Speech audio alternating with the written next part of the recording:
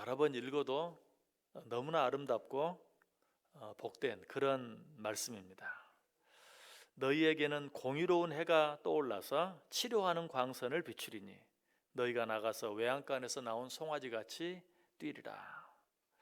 자, 그런데 이처럼 아름다운 축복을 누구에게 주시겠다고 말씀하십니까? 말라기 4장 2절에 어떻게 시작되고 있죠? 내 이름을 경외하는 너희에게는.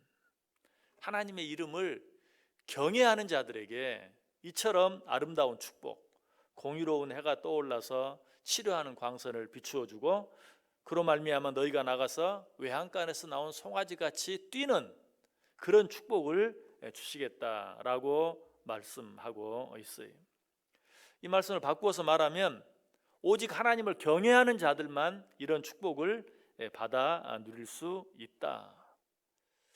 여러분, 이 말씀, 하나님을 경외하는 자들에게 하나님이 축복하신다는 말씀은 이미 말라기 3장에서 생각해 보았어요.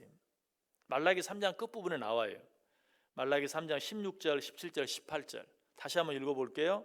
그때 여호와를 경외하는 자들이 피차에 말하며 여호와께서 그것을 분명히 들으시고 여호와를 경외하는 자와 그 이름을 존중히 여기는 자를 위하여 여호와 앞에 있는 기념책에 기록하셨느니라. 만군의 여호와가 이르노라. 나는 내가 정한 날에 그들을 나의 특별한 소유로 삼을 것이요 또 사람이 자기를 섬기는 아들을 아낌같이 내가 그들을 아끼리니 그때에 너희가 돌아와서 의인과 악인을 분별하고 하나님을 섬기는 자와 섬기지 아니하는 자를 분별하리라. 여러분 기억나시죠? 하나님을 경외하는 자들을 하나님이 어떻게 축복하시는가? 그 이름을 기념책에 기록하여 기억하신다. 또 그들을 하나님의 특별한 소유로 삼으신다. 자기를 섬기는 아들을 아낌같이 그들을 아껴주실 것이다. 무엇보다도 마지막 심판 때에 의인과 악인을 분별하고 하나님을 섬기는 자와 섬기지 아니하는 자를 분별하는 하나님의 심판에 참여하는 그런 은혜를 주시겠다라고 말씀하고 있어요. 그런데 하나님을 경외하는 자들에게 이처럼 아름다운 축복을 약속해 주시고도 그것으로 모자라서 4장을 시작하면서 또 한 번 그 앞에서 하나님을 경외하는 자들에게는 치료하는 광선이 발해서 외양간에서 나온 송아지같이 뛰게 되는 그런 축복을 받게 될 것이다 라고 또 한 번 말해주고 있어요. 말라기 3장, 4장 뿐만 아니 성경 전체에 이런 약속이 하나님을 경외하는 자들을 반드시 축복하시겠다는 약속이 가득 차 있어요.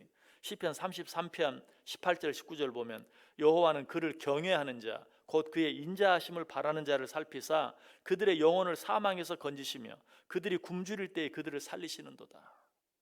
시편 34편 9절에도 너희 성도들아 여호와를 경외하라 그를 경외하는 자에게는 부족함이 없도다.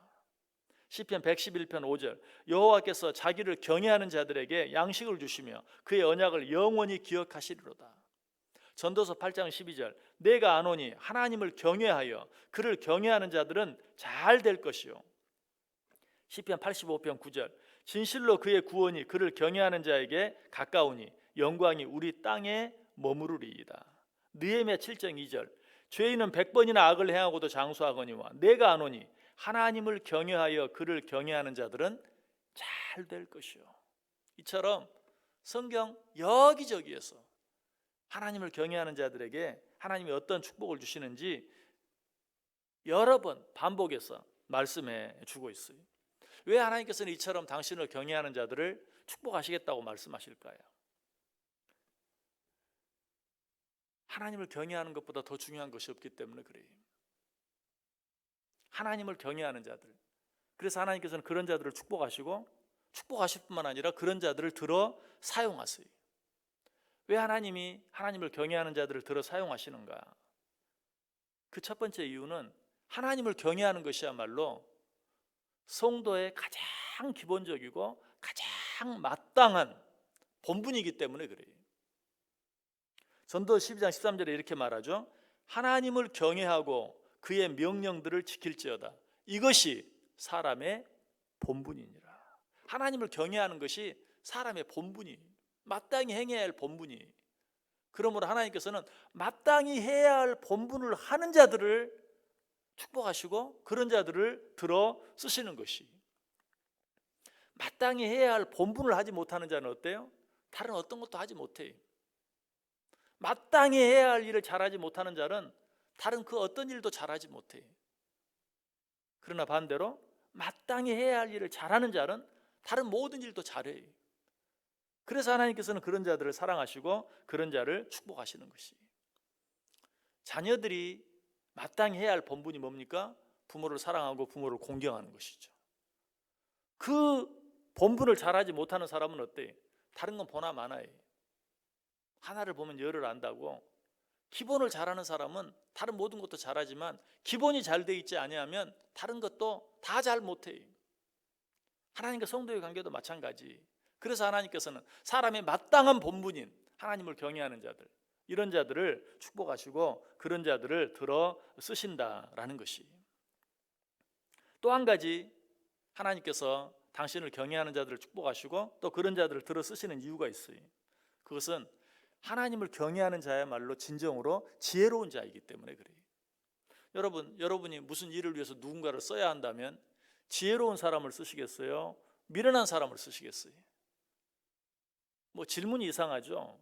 당연히 지혜로운 사람을 쓸 것이. 그런데 어떤 사람이 지혜로운가? 하나님을 경외하는 자가 지혜로운 자예요. 잠언 1장 7절에 여호와를 경외하는 것이 지식의 근본이거늘. 잠언 9장 10절도 여호와를 경외하는 것이 지혜의 근본이요. 시편 111편 10절도 여호와를 경외함이 지혜의 근본이라. 욥기 28장 28절도 또 사람에게 말씀하셨도다. 보라, 주를 경외함이 지혜요 악을 떠남이 명철이니라. 여호와를 경외하는 것이 지혜라는 말을 얼마나 또 자주 반복하고 있습니까? 어떤 사람이 지혜로운 사람이에요? 여호와를 경외하는 사람. 우리가 사람을 쓴다면 어떤 사람을 써요? 지혜로운 사람. 그러므로 하나님께서도 당신의 일을 맡기실 때, 무슨 일을 위해 사람을 쓰실 때 어떤 자를 써요? 지혜로운 자, 즉 하나님을 경외하는 자를 쓰신다라는 것이. 왜 하나님을 경외하는 자가 지혜로울까요? 고린도서 1장 25절이 말하죠. 하나님의 어리석음이 사람보다 지혜롭고 하나님의 약하심이 사람보다 강하니라. 하나님의 어리석음이 사람의 지혜보다 더 나아요. 그러므로 하나님을 경외하는 자가 지혜로운 거예요. 자기 머리를 쓰는 자가 지혜로운 게 아니라 하나님을 경외하는 자가 지혜로운 것이. 잠언 21장 30절도 말해 지혜로도 못하고 명철로도 못하고 모략으로도 여호와를 당하지 못하느니라. 그러므로 하나님을 경외하는 자가 지혜로워요. 인간의 지혜가 아무리 뛰어난다 할지라도 하나님의 지혜를 따를 수가 없어요. 이처럼 하나님을 경외하는 자가 지혜로운 자이기 때문에 하나님께서는 지혜로운 자, 즉 하나님을 경외하는 자들을 사용하신다라는 것이. 실제로 하나님을 경외하는 자가 지혜롭다는 증거가 있어요. 그건 무엇인가? 하나님을 경외하는 자들은 지혜가 있어서 하나님의 축복을 축복되게 해요.